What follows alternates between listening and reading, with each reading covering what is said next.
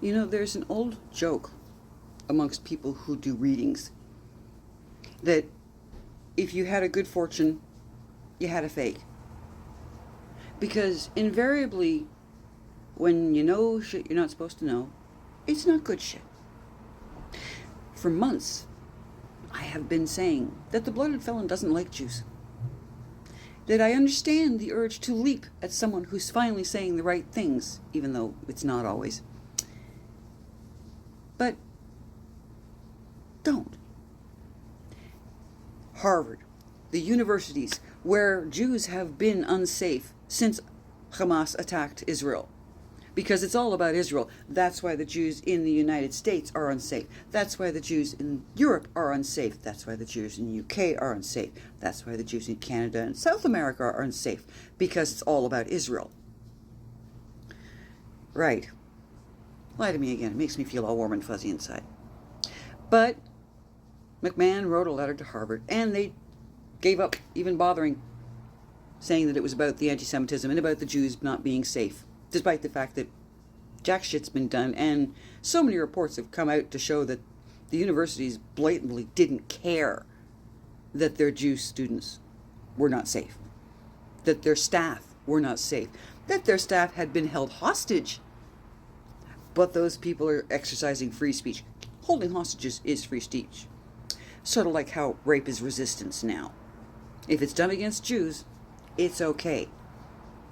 So they basically just told Harvard that you don't get any more funding from us, not because you don't keep the Jews safe, not because you're promoting anti-Semitism within your campuses, but just because we don't like your DEI, we don't like your liberal attitudes. And frankly, if they were truly liberal, the Jews would be safe.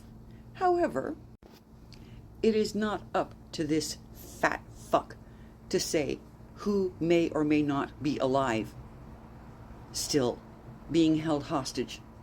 They started out with over 250, I think it was 256. Now, it's either 23 or 21 are still alive.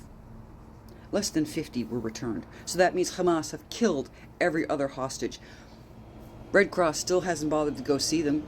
They've been there over a year and a half almost. Red Cross hasn't bothered because it would aggravate Hamas. The UN stops supplies to Yemen because of hostages being held. But Israel has to supply Gaza. And you're all getting your panties in a bunch over the idea that Israel may finally just say fuck it and take Gaza. Well, you know what?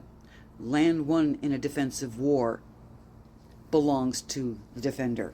So I guess, once again, your terrorists should not have started a war they could not win. Wouldn't it have been nice if they had accepted the solution way back when Israel was reformed? They had all of Jordan to go to. But no, since it's part of Islamic colonization, they won't be satisfied. They had to create an imaginary race for you to be able to think that the Jews were picking on a race even less populous than themselves.